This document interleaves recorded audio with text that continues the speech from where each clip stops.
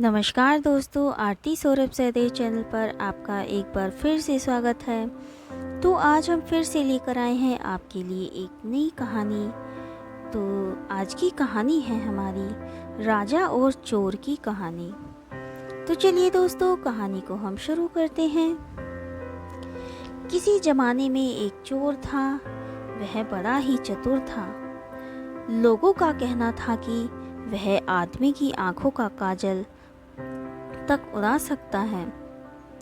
एक दिन उस चोर ने सोचा कि जब तक वह राजधानी में नहीं जाएगा और अपना करतब नहीं दिखाएगा, तब तक चोरों के बीच उसकी धाक नहीं जमेगी। यह सोचकर वह राजधानी की ओर रवाना हुआ और वहां पहुंचकर उसने यह देखने के लिए नगर का चक्कर लगाया कि यहाँ क्या कर सकता है।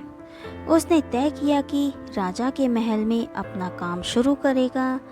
राजा ने रात दिन महल की रखवाली के लिए बहुत से सिपाही तैनात कर रखे थे। बिना पकड़े गए परिंदा भी महल में कहीं घुस नहीं सकता था। महल में एक बहुत बड़ी घड़ी लगी थी जो दिन रात का समय बताने के लिए घंटे बजाती रहती थी। चोर ने लोहे की एक कीली इकट्ठी की और जब रात को घड़ी ने 12 बजाए तो घंटे की हर आवाज़ के साथ वह महल की दीवार पे एक एक कील ठोकता गया। इस तरह बिना शोर किए उसने दीवार में 12 कील लगा दी। फिर उसे पकड़ पकड़ कर वह ऊपर चढ़ गया और महल में दाखिल हो गया। इसके बाद वह खजाने में गया और वहाँ से बहुत से हीरे चुरा लाया। अगले दिन जब चोरी का पता लगा तो मंत्रियों ने राजा को इसकी खबर दी। राजा बड़ा हैरान और नाराज हुआ। उसने मंत्रियों की आज्ञा दी कि शहर की सड़कों पर गश्त करने के लिए सिपाहियों की संख्या दूनी कर दी जाए और अगर रात के समय किसी को भी घूमते हुए देखा पाए तो उसे चोर समझकर गिरफ्तार कर लिया जाए। जिस समय दरबार में यह ऐलान हो रहा था, वह एक नागरिक के भेष में चोर मौजूद था। उसे सारी योजना की एक एक बात का पता चल गया। उसे फौरन यह भी मालूम हो गया कि कोने से 26 सिपाही शहर में गश्त के लिए चुने गए थे। वह सफाई से घर गया और साधु का बाना धारण करके उन 26 सिपाहियों की बीवियों से जाकर मिला। उनमें से हर एक इस बात के लिए उत्सुक थी कि उसके पति ही चोर को पकड़ें और राजा से इनाम ले। एक एक करके चोर उन सब के पास गया और उनके हाथ देखकर बताया कि रात उसके लिए बड़ी शुभ है। उसके पति की पोशाक में चोर उसके घर आएगा, लेकिन देखो, चोर को अपने घर के अंदर मत आने देना, नहीं तो वह तुम्हें मार डालेगा। घर के सारे दरवाजे बंद कर लेना और भले ही वह पति की आवाज़ में बोलता सुनाई दे, उसके ऊपर जलता कोयला फेंकना। इसका नतीजा यह होगा कि चोर पकड़ में आ जाएगा। सारी स्त्रियां रात को चोर के आगमन के लिए तैयार हो गईं। अपने पतियों को उन्होंने इसकी जानकारी नहीं दी। इस बीच पति अपनी गश्त पर चले गए और सवेरे 4 बजे तक पहरा देते रहे। हालांकि अभी अंधेरा था, लेकिन उन्हें उस समय तक इधर उधर कोई भी दिखाई नहीं दिया। तो उन्होंने सोचा कि उस रात को चोर नहीं आएगा। यह सोचकर उन्होंने अपने घर चले जाने का फैसला किया।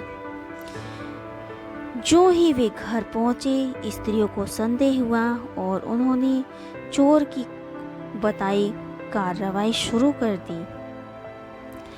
फल वह हुआ कि सिपाही जल गए और बड़ी मुश्किल से अपनी स्त्रियों को विश्वास दिला पाए कि वे ही उनके असली पति हैं और उनके लिए दरवाजे खोल दिए जाएं। सारे पतियों के जल जाने के कारण उन्हें अस्पताल ले जाया गया।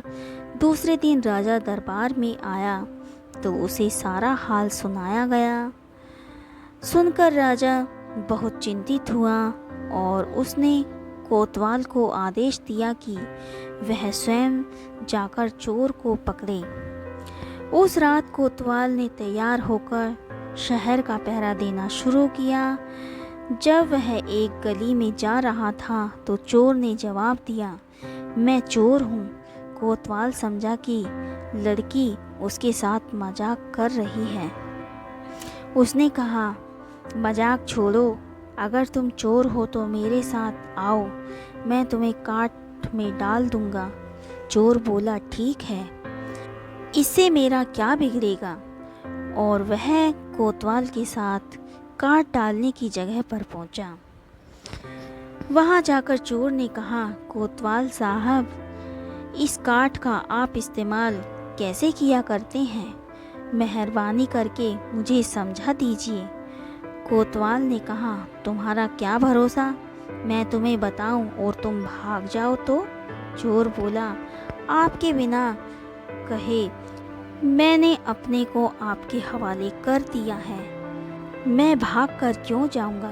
कोतवाल उसे देखकर यह दिखाने के लिए राजी हो गया और काठ कैसे डाला जाता है, जो ही उसने अपने हाथ पैर उस पे डाले कि चोर ने झट चाबी घुमाकर काठ का ताला बंद कर दिया और कोतवाल को राम राम करके चल दिया।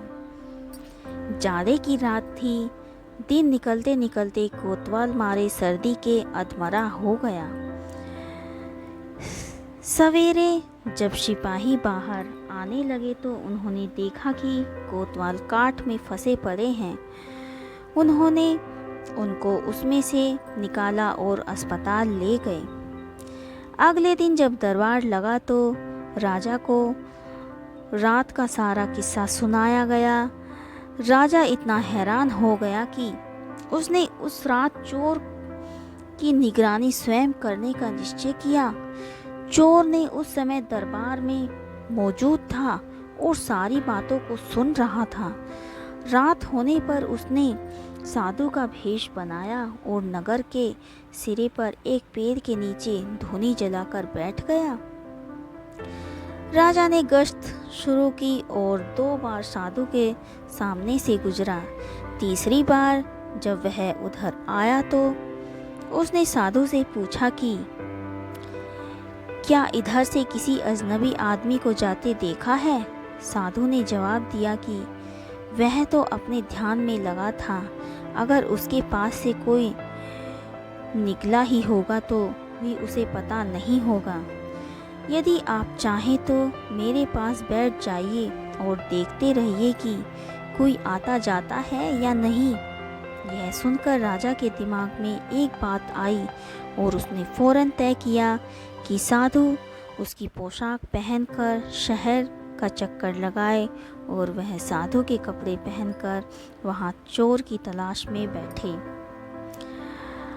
आपस में काफ़ी बहस मुहाविसे और 2-3 बार इनकार करने के बाद आखिर चोर राजा की बात मानने को राज़ी हो गया और उन्होंने आपस में कपड़े बदल लिए। चोर तत्काल राजा के घोड़े पर सवार होकर महल में पहुंचा और राजा के सोने के कमरे में जाकर आराम से सो गया। बेचारा राजा साधु बना चोर को पकड़ने के लिए इंतजार करता रहा। सवेरे को कोई 4 बजने के आए। राजा ने देखा कि न तो साधु लौटा और कोई आदमी या चोर उस रास्ते से गुजरा, तो उसने महल में लौट जाने का निश्चय किया। लेकिन जब तक वह महल के फाटक पर पहुंचा तो संतरियों ने सोचा, राजा तो पहले ही आ चुका है, हो ना हो यह चोर है जो राजा बनकर महल में घुसना चाहता है। उन्होंने राजा को पकड़ लिया और काल कोठरी में डाल दिया। राजा ने शोर मचाया पर किसी ने भी उसकी बात नहीं सुनी। दिन का उजाला होने के पर काल कोठरी का पहरा देने वाले संतरी ने राजा का चेहरा पहचान लिया और मारे डर के थर-थर कांपने लगा। वह राजा के पैरों पर गिर पड़ा। राजा ने सारे सिपाहियों को बुलाया और महल में गया। उधर चोर, जो रात भर राजा के रूप में महल में सोया था, सूरज की पहली किरण फटते ही राजा की पोशाक में और उसी के घोड़े पर रफू चक्कर हो गया। अगले दिन जब राजा अपने दरबार में पहुंचा तो बहुत ही हताश था। उसने ऐलान किया कि अगर चोर उसके सामने उपस्थित हो जाएगा तो उसे माफ़ कर दिया जाएगा और उसके खिलाफ कोई कार्रवाई नहीं की जाएगी, बल्कि उसकी चतुराई के लिए उसे इनाम भी मिलेगा। चोर वहाँ मौजूद था ही फौरन राजा के सामने आ गया और बोला, महाराज, मैं ही वह अपराधी हूँ। इसके सबूत में उसने राजा के महल से जो कुछ चुराया था वह सब सामने रख दिया, साथ ही राजा की पोशाक और उसका घोड़ा भी। राजा ने उसे गांव इनाम में दिए और वादा कराया कि वह आगे चोरी करना छोड़ देगा। इसके बाद से चोर खूब आनंद से रहने लगा। तो दोस्तों, आज की कहानी आपको हमारी कैसी लगी हमें कमेंट करके ज़रूर बताएं। अगर आपको हमारी कहानी पसंद आई हो तो उसे ज़्यादा से ज़्यादा लाइक और शेयर करें और हमारे चैनल को सब्सक्राइब करना ना भूलें। धन्यवाद।